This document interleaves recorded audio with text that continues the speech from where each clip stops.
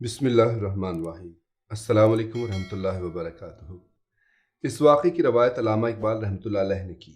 ये बसीरत अफरोज़ दास्तान अल्लामा मरहूम की फरमाइश पर लिखी जाने वाली किताब इस्लाम जिंदाबाद में छपी थी और वहीं से नकल करके आपके सामने पेश कर रहा हूँ। आप नाजरीन से मैं एक छोटी सी रिक्वेस्ट ज़रूर करूँगा कि अगर आप मेरे चैनल पर नए आए हैं तो बराए करम मेरे चैनल को सब्सक्राइब ज़रूर करें। हकीमुल उम्मत अल्लामा इकबाल ने बयान फरमाया, मिस्टर दाऊद ऑब्स की तरह लेडी बार्नस का कबूल इस्लाम भी अपने अंदर अजब के कई पहलू रखता है। आप एक नौ मुस्लिम फौजी अंग्रेज़ की बीवी थीं।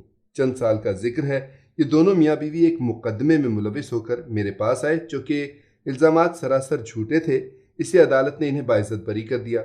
चूँकि वकालत के फ़राइज़ मैंने अंजाम दिए थे, इसलिए चंद रोज़ बाद लेडी बार्नस मेरा शुक्रिया अदा करने के लिए लाहौर तशरीफ़ लाई। उस वक्त मैंने सवाल किया, लेडी साहिबा, आपके मुशर्रफ बा इस्लाम होने के असबाब क्या हैं? मुसलमानों के ईमान की पुख्तगी। डॉक्टर साहब, लेडी मौसूफ ने जवाब दिया और वजाहत में एक वाक़या सुनाया। डॉक्टर साहब, मैंने देखा है कि दुनिया भर में कोई भी कौम ऐसी नहीं है जिसका मुसलमानों की तरह ईमान पुख्ता है। बस इसी चीज़ ने मुझे हल्का बगोश मुसलमान बना दिया। लेडी बार्नस ने थोड़ा सा तामुल फरमाया और कहा, डॉक्टर साहब, मैं एक होटल की मालिका थी। मेरे होटल में एक 70 साला बूढ़ा मुसलमान मुलाजिम था। उस बुढ़े का फर्जंद नहायत ही खूबसूरत नौजवान था। एक वबाई बीमारी में ये लड़का चल बसा तो मुझे बेहद सदमा हुआ। मैं बुढ़े के पास ताज़ियत के लिए गई, उसे तसल्ली दी और दिली रंजो गम का इजहार किया। बूढ़ा नहायत गैर मुतासिर हालत में मेरी बातें सुनता रहा और जब मैं खामोश हो गई तो उसने नहायत शाकराना और साबराना अंदाज में आसमान की तरफ उंगली उठाई और कहा, मेम साहिबा, ये खुदा की तकदीर है, खुदा की अमानत थी, खुदा ले गया। इसमें गमज़दा होने की क्या बात है? हमें तो हर हालत में खुदाए गफूर का शुक्रिया अदा करना वाजिब है।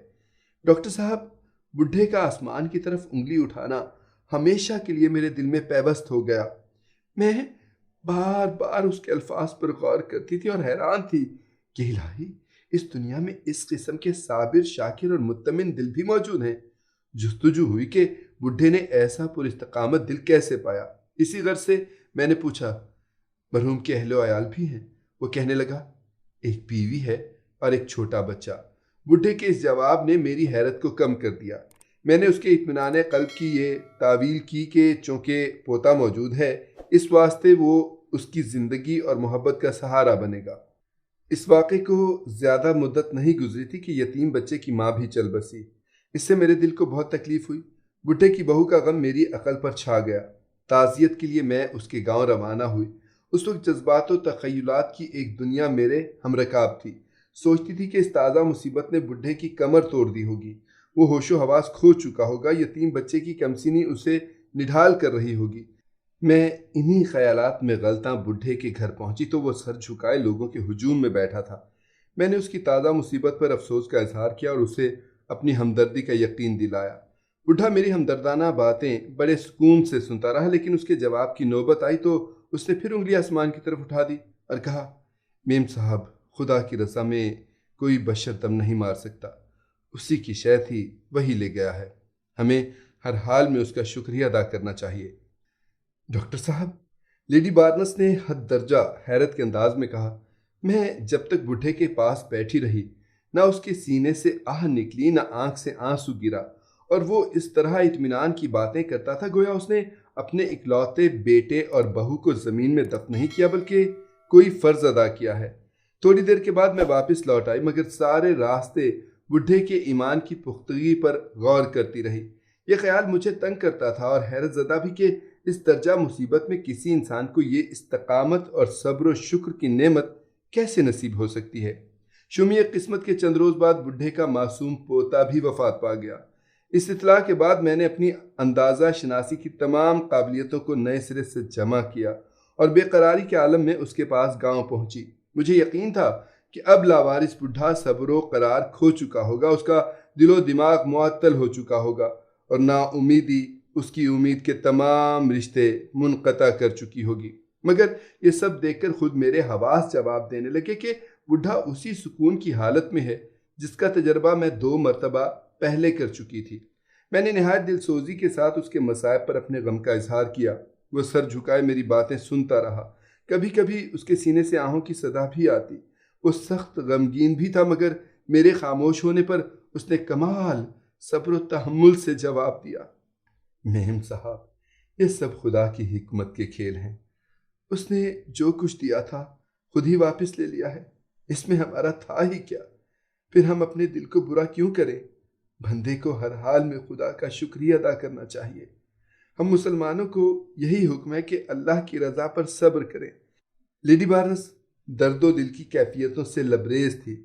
اس نے اپنا داہنا ہاتھ اٹھایا اور رندھی آواز میں کہا، ڈاکٹر صاحب، بڈھے کا یہ جواب میرے لیے قتل کا پیغام تھا۔ اس کی انگلی آسمان کی طرف اٹھی ہوئی تھی، مگر نشتر بن کر میرے دل میں اتر گئی تھی۔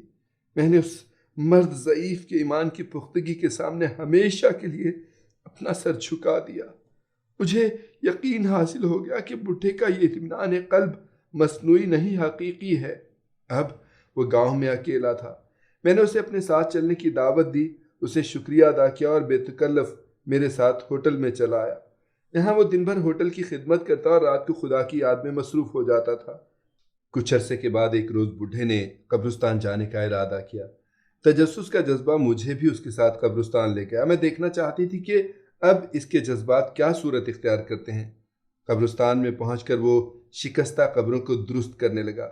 وہ مٹی کھود کھود کر لاتا اور قبروں پر ڈالتا، پھر وہ پانی لے آیا اور قبروں پر چھڑکاؤ کرنے لگا۔ اس کے بعد اس نے وضو کیا، ہاتھ اٹھائے اور اہل قبرستان کے حق میں دعا کر کے واپس چل دیا۔